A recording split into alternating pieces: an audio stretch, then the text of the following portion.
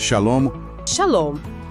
para quem nos ouve e já acompanha as nossas discussões sobre textos antigos e teologia, a pauta de hoje traz uma proposta realmente fascinante. Com certeza. E é uma proposta que exige uma mudança de perspectiva, né? Exato. Nós vamos pegar um texto que muita gente acha que já conhece de trás para frente e vamos analisá-lo através de uma lente completamente nova. O foco hoje é o capítulo 1 da Carta a Filipiciá. Que é um documento que no mundo ocidental, na tradição mais popular, é conhecido como a Epístola aos Filipenses. Isso. Mas o que torna essa nossa análise de hoje tão singular, tão diferente, é a natureza das nossas fontes. Nós estamos nos debruçando sobre as notas de estudo de uma edição muito específica de uma Bíblia hebraica. É um material bem denso. E ele traz uma visão incrivelmente rigorosa, focada em um remanescente, um grupo que o texto chama de povo Yaldim. A nossa missão aqui hoje é desempacotar esse documento. Entendeu o peso absoluto das palavras originais em hebraico, né? Porque a fonte argumenta que a simples substituição de termos, traduzidos por seus equivalentes originais, altera não apenas a textura do texto, mas reconstrói toda a teologia por trás da carta. É verdade. E para quem está nos ouvindo, fica aqui uma breve educada observação. O nosso programa de hoje vai explorar essas definições ricas, essas interpretações teológicas exatas, da maneira exata como são apresentadas pelo autor dessas notas de estudo. Nós estamos aqui como observadores, digamos assim. Exatamente. Como observadores curiosos, mergulhando nessa perspectiva textual única. Perfeito. Regras estabelecidas, lentes ajustadas. Ok, vamos desvendar isso. E nós precisamos começar pelo alicerce absoluto desse texto. Que é a reverência aos nomes. Isso, uma reverência inegociável. Logo nas primeiras linhas do estudo, fica claro que, para essa vertente, os nomes próprios não são detalhes de tradução. Eles são a essência da identidade. O texto enfatiza de forma categórica que o Criador deve ser chamado única e exclusivamente de Ial. A fonte rejeita o uso de nomes genéricos ou títulos que, segundo eles, têm origem em culturas pagãs. A única variação que o texto aceita para se dirigir ao Altíssimo é um termo hebraico carinhoso, que é Abba. Abba, que significa pai, certo? O estudo foca em um remanescente específico chamado de Ialdim, no plural, ou Ialdi, no singular. E o significado etimológico nas notas é muito bonito. A fonte diz que Ialdim significa louvor de Ial. Portanto, quando o autor usa Ialdim, ele está definindo um povo não por uma fronteira geográfica ou étnica, mas por uma ação, sabe? Aqueles que louvam o Criador através do seu nome verdadeiro. É uma redefinição completa de pertencimento. O indivíduo deixa de se associar a uma instituição convencional e passa a se identificar exclusivamente pela pronúncia e reverência a esse nome. E é com essa base sólida, a reverência a Ial e Yalcha, a identidade Yaldim e a questão do madeiro, que o autor do estudo nos guia para dentro do primeiro capítulo de Filipiciá. E a forma como os remetentes se apresentam já dita o tom da comunidade logo no versículo 1. Temos Shaul, que é o nome hebraico do apóstolo Paulo. E Timteus. E isso, Timteus, conhecido como Timóteo. E o que chama a atenção é que eles não chegam dando carteirada de autoridade, como costumamos ver em lideranças antigas. Eles se apresentam como Avadim. Avadim. A fonte traduz isso como servos ou escravos, certo? Exato. No contexto do Império Romano, ser um escravo era o degrau mais baixo da sociedade. Mas o texto argumenta que Shaul e Timteus usam esse termo para demonstrar uma entrega total e voluntária de suas vidas para servir a Yalcha, e eles direcionam a carta aos Kiddushim. Os Kiddushim, que a fonte define como os irmãos separados, os purificados. Consagrados e separados do mundo, e a nota também faz questão de mencionar os Shamashim, que são os ajudantes e servidores da congregação. Se a gente observar essa estrutura, fica claro que a liderança entre os Yaldim é baseada no serviço braçal e mútuo. Não em uma hierarquia intocável. Exato. E a partir daí, a carta se desdobra de uma maneira que eu achei brilhante nas notas de estudo. Ela nos obriga a desacelerar a leitura, Desacelera mesmo. porque o autor vai dissecando termos hebraicos que criam uma lente totalmente nova para as emoções. Quando lemos traduções rápidas, palavras como paz ou alegria parecem sentimentos comuns. Parecem banais, né? Sim, mas o texto original, segundo a fonte, carrega um peso muito maior. Por exemplo, logo no início, Shaul deseja shalom à comunidade. A nota de rodapé intervém para dizer que shalom não é só quando a guerra acaba.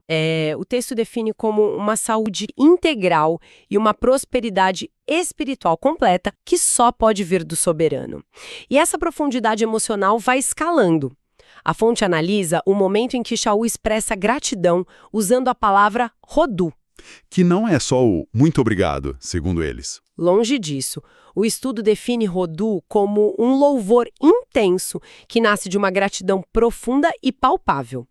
Em seguida, o autor fala de tefilot, que é o plural para orações. Mas essas orações são feitas com sinchará. Vamos pausar em sinchará por um instante, porque a explicação do estudo muda tudo. A gente geralmente associa alegria a uma reação, né? Você ganha um presente, fica alegre. Mas a fonte descreve sinchará como algo muito mais enraizado. O estudo argumenta que sinchará é uma alegria que vem de dentro para fora. É uma âncora na alma. Um estado de espírito que as circunstâncias externas não conseguem abalar, por piores que sejam. Ter essa alegria inabalável faz todo sentido quando a fonte introduz o próximo termo, que é shavurá. O texto traduz shavurá como comunhão, mas especifica que é uma união de propósitos, uma amizade íntima e indestrutível construída ao redor da Bezorá. A Bezorá são as boas novas da salvação, certo? Exato. Ou seja, não é apenas um grupo de pessoas que se encontram aos finais de semana. É uma comunidade unida até a medula por uma missão de vida e morte. E isso é poderoso. Se conectarmos isso ao quadro geral da oração que Shaul faz ali entre os versículos 9 e 11, a magnitude do que ele deseja para o povo Yaldim fica muito evidente. Ele não ora para que eles fiquem livres de problemas. O autor do estudo destaca que Shaul pede que o arravá deles cresça transbordantemente. Arravá. A fonte é muito específica sobre isso. Significa um amor profundo, leal, comprometido e essencialmente sacrificial. Mas não um amor ingênuo. O estudo frisa que esse arravá tem que vir acompanhado de shokirmá. Shokirmá é a sabedoria. Isso, a sabedoria que vem do alto, combinada com muito discernimento. Quando você soma esse amor sacrificial com essa sabedoria afiada, o resultado é a produção de frutos de tzedaká, que o estudo traduz como justiça, retidão e boas obras. E tudo isso culmina no propósito final do texto, que é viver para Tifereth, a glória e beleza, e para Tehilá, o louvor eterno de Yah. Olhando para toda essa construção linguística, é inegável como o uso desses termos cria um ecossistema mental muito mais robusto para quem nos ouve. E aqui é onde fica realmente interessante. É a parte da prisão, não é? Exatamente. Porque depois de pintar esse quadro maravilhoso de amor, sabedoria e unidade, a fonte nos joga de volta para a realidade nua e crua. Shaul, o homem que está escrevendo tudo isso, está acorrentado em uma prisão romana. Um ambiente úmido, escuro, insalubre. Qualquer pessoa olharia para isso e pensaria que o movimento acabou, que a missão falhou ali. Mas Shaul inverte a lógica de uma forma genial, e as notas focam muito nisso. A análise que o estudo faz desse momento é brilhante mesmo. A fonte mostra que Shaul enxerga sua prisão não como um fim, mas como uma estratégia tática do Altíssimo. Ele virou o jogo. Totalmente.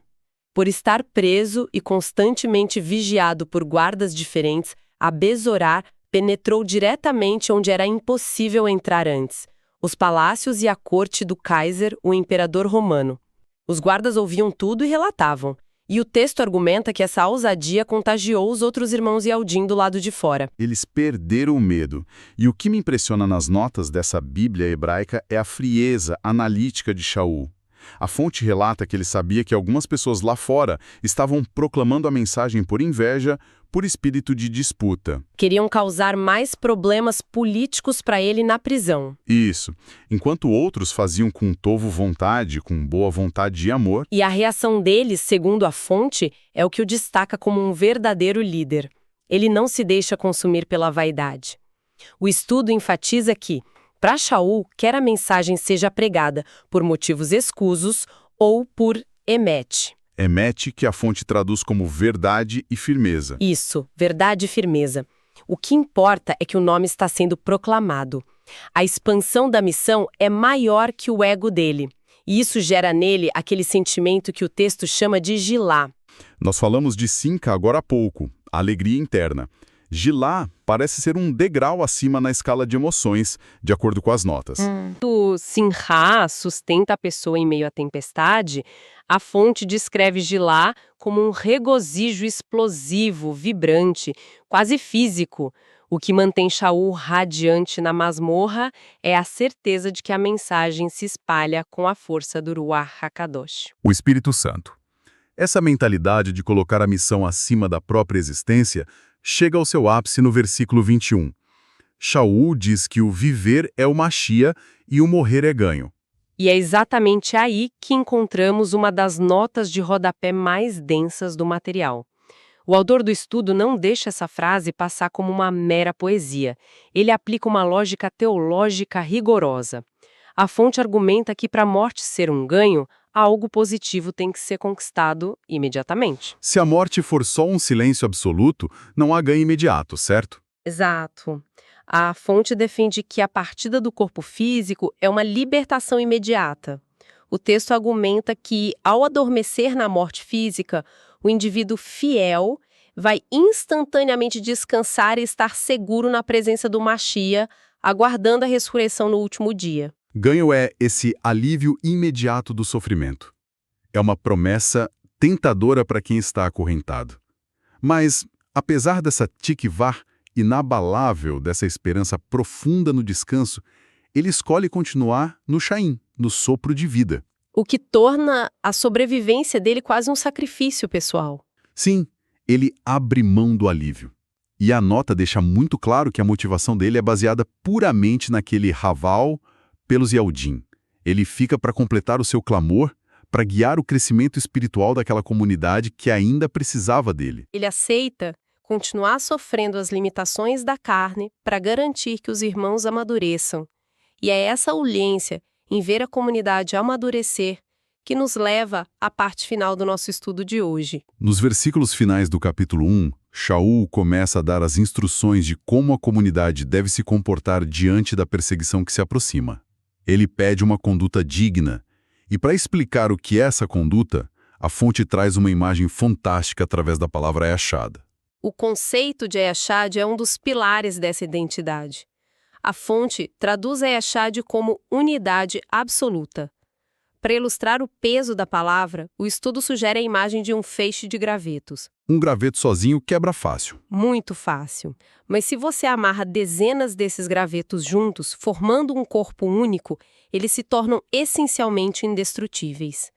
O argumento do texto é que os Yaldim devem permanecer como um Errachad, unidos em um só Ruach, um só espírito. Então, o que tudo isso significa?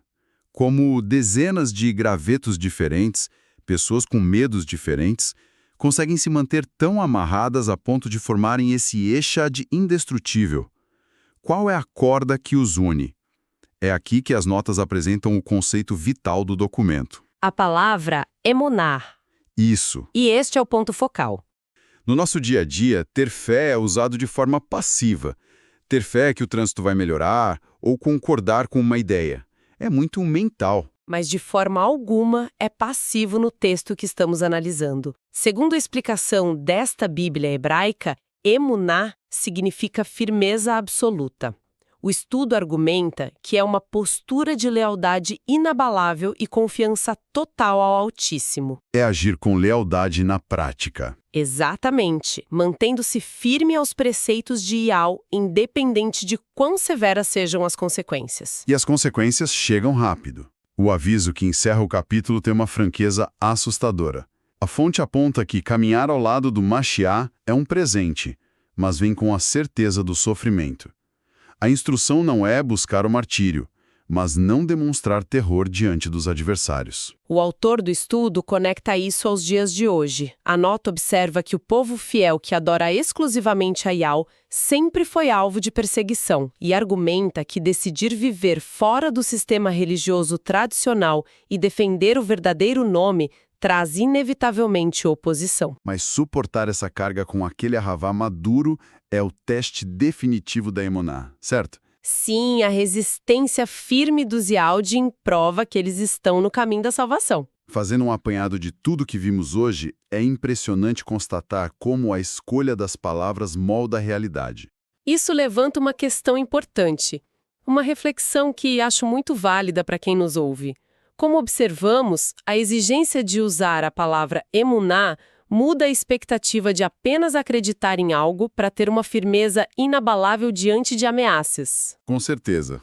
Pensando nisso, o quanto da nossa própria compreensão da realidade não está sendo limitada pelas traduções simplificadas que aceitamos sem questionar.